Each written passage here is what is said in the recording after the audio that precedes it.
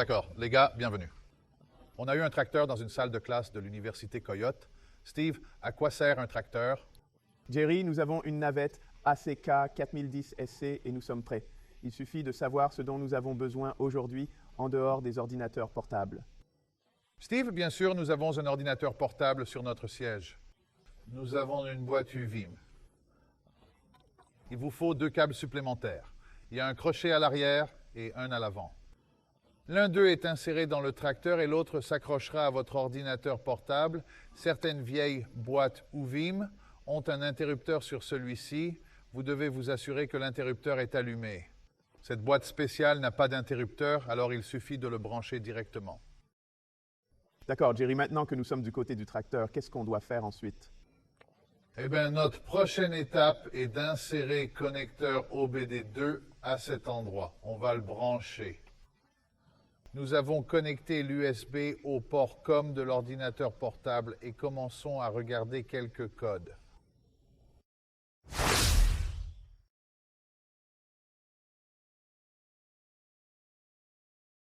D'accord. Nous avons double-cliqué sur notre scan FT4 juste ici et maintenant nous allons entrer votre mot de passe. Votre mot de passe est un numéro délivré par le support produit. Dans ce cas, nous entrerons le mot de passe et cliquerons sur OK. Nous ne passerons pas en mode entraînement aujourd'hui. Nous allons faire le diagnostic réel. Maintenant, à ce stade, il arrive parfois de confondre où se trouve votre port COM. Pour exécuter FT4 sur cet ordinateur spécifique, nous cliquons sur Paramètres. Vous allez dans les paramètres et dans cette ligne, vous avez le COM port 3 et le COM port 4. Sur cet ordinateur particulier, nous utilisons le COM port 4. Nous le sélectionnons et cliquons sur OK. Certains ordinateurs, lorsque vous branchez UMIV, ils chargent automatiquement le pilote et sélectionnent le port que vous branchez, fonctionne correctement. Maintenant, si vous ne savez pas quel port COM vous utilisez, nous pouvons cliquer ici, nous pouvons aller dans le gestionnaire de périphériques, cliquer sur OK, nous allons dans le gestionnaire de périphériques, puis nous allons dans le port qui dit port, COM et LPT. Presque standard sur la plupart des ordinateurs. On va cliquer dessus, Steve. Montrons comment l'appareil se débranchera si vous le déconnectez.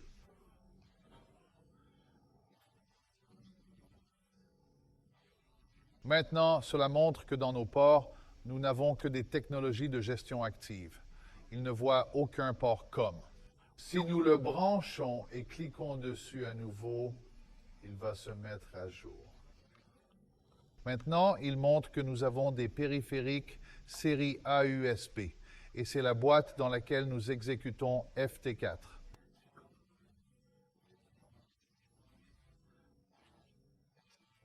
D'accord, Steve, nous avons redressé notre comportement. Nous savons où il devrait être. Qu'allons-nous faire ensuite? Appuyons sur le bouton de démarrage, Jerry, et faisons-le vivre. D'accord, allons-y. Si vous regardez dans le coin inférieur gauche, vous verrez où il montre la connexion FT4.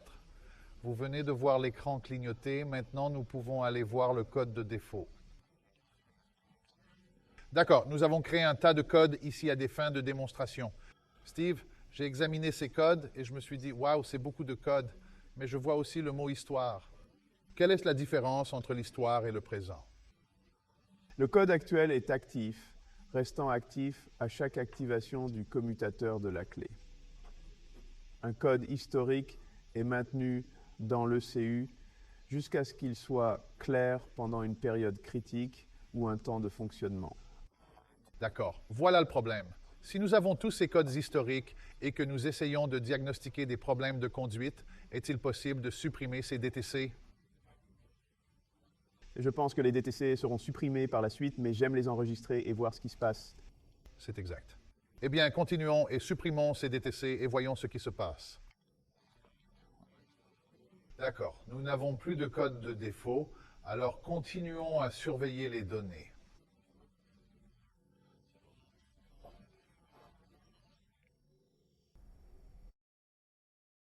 OK, maintenant, nous allons cliquer sur la surveillance des données. Steve, dans quelles circonstances utiliseriez-vous la surveillance des données? Je vais utiliser la surveillance des données, Jerry, sans problème de lecteur de démarrage ou problèmes intermittents. OK. En utilisant rapidement la surveillance des données, vous pouvez sélectionner les composants individuels et cliquer ici pour ouvrir la sélection. Cela vous permettra de les enregistrer sur votre bureau ou n'importe où vous souhaitez les stocker. Ou vous pouvez aller dans cette boîte déroulante qui vous permet de sélectionner d'autres composants. Plutôt que de regarder tout sur la surveillance des données, vous pouvez personnaliser les paramètres depuis les performances de démarrage jusqu'aux capteurs et actionneurs. L'un des avantages à propos de cela, les gars, c'est que vous ne pouvez vraiment pas gâcher l'ordinateur lui-même.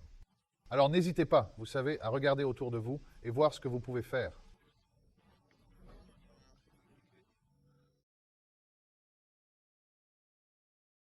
D'accord. Nous effectuons des tests ECU, des tests de démarrage, des tests d'arrêt, des tests de compression, des tests de haute tension. Comme nous sommes à l'intérieur, ils fonctionnent de la même manière qu'en mode entraînement. Donc nous ne passerons pas beaucoup de temps là-dessus. Mais nous allons passer au test d'entrée et de sortie. Nous allons cliquer sur l'interface de l'ECU et voir une boîte déroulante en haut. Nous allons jeter un coup d'œil. Disons que nous voulons exécuter l'actuateur ACV et cliquer sur Démarrer. Si vous prêtez une attention particulière, vous pouvez entendre les tests qui se déroulent. Si nous pouvons aller à EGR, un autre test d'actionneur, nous pouvons cliquer sur Démarrer et vous pouvez entendre l'actionneur EGR fonctionner.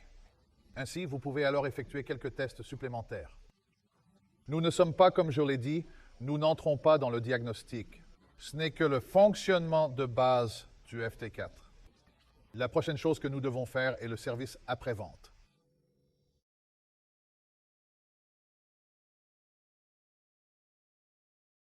D'accord, Steve, regardons le service après-vente. Nous allons passer un peu de temps à ce sujet. Beaucoup de questions se posent toujours, mais une des choses dont je voudrais parler en premier ici concerne le codage des injecteurs. Nous allons cliquer sur Click to Apply. Cet écran affiche maintenant tous les codes de seringue associés à cet appareil spécifique. Steve, quelle est la première chose que nous devrions faire si nous devons remplacer l'ECU? Nous devons enregistrer tous ces codes de seringue. Vous pouvez donc les copier et les coller sur votre bureau et vous pouvez les écrire à la main, tout ce que vous voulez faire. Maintenant, si vous changez la seringue et que vous voulez la réinitialiser, nous pouvons activer la lecture, nous pouvons écrire, nous pouvons configurer en cliquant sur OK. Mais disons que nous allons faire des seringues avec un code sur chacune de ces seringues. Donc, je suggère que je fais ceci. Si nous devons changer la seringue, nous enregistrons le code de la seringue avant l'installation. Après avoir installé les 3 injecteurs, nous les installons sur le tracteur.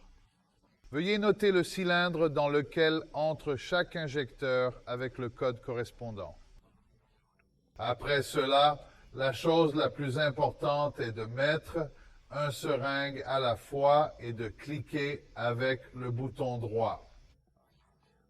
Ainsi, si nous cliquons sur la droite, nous entrons un code de seringue pour chaque seringue à la fois. N'essayez pas d'écrire les 3 en même temps, car cela ne fonctionnera pas. S'il y a une erreur dans le code de votre seringue, il ne sera pas écrit. Il est donc important de conserver toutes ces informations séparément. Steve, combien d'appels pensez-vous que vous recevrez par semaine quand les gens essayent de coder des seringues? On en a beaucoup, peut-être une douzaine. Alors, quelles sont les erreurs les plus courantes? Ouais, ils ont essayé de saisir les 3 codes de seringue à la fois, ou ils n'ont pas écrit leur code de seringue.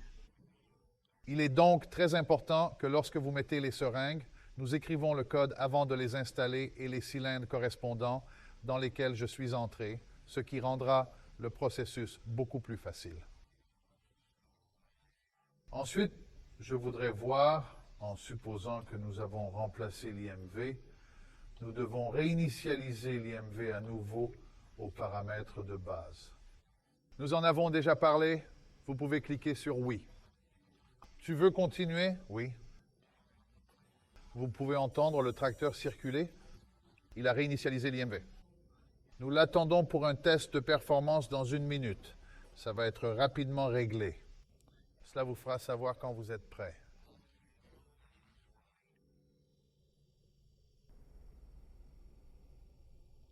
Comme vous pouvez le voir, il est écrit que la demande est complétée. Là, le green bar ne fonctionne pas tout le temps. Vous pouvez simplement cliquer sur OK et vous êtes terminé. Regardons encore une fois le changement de DPF. L'ordinateur vous guide car nous sommes dans une unité où nous pouvons cliquer sur « Oui » pour continuer. Voulez-vous continuer? Maintenant, cela réinitialise votre DPF à 0. Steve, pour quel événement allons-nous utiliser ça? Chaque fois que nous avons remplacé le DPF ou si nous devons faire une solution de correction, beaucoup de fois cela est fait pour une régénération de correction. Ainsi, quand vous dites « solution », vous voulez dire que si la masse de suie est de 180% et que vous ne pouvez pas effectuer une régénération normale, que ce soit manuellement ou simplement en touchant la zone DPF, elle dépasse ses limites. Oui, oui. D'accord. Un autre très bon test dont nous ne parlons pas beaucoup. Supposons que quelqu'un se plaint que son tachymètre ne fonctionne pas correctement, que le voyant PTO ne s'allume pas ou que vous soupçonnez que vous avez un problème de câblage. En ce test spécifique, nous pouvons activer la lumière du moteur, allumer la lumière de la bougie de préchauffage et vérifier toutes les fonctions du cluster. On vérifiera minutieusement la lampe DPF. C'est un test rapide très pratique pour vous assurer que toutes vos lumières fonctionnent et que vous ne poursuivez pas les choses parce que votre ampoule est brûlée.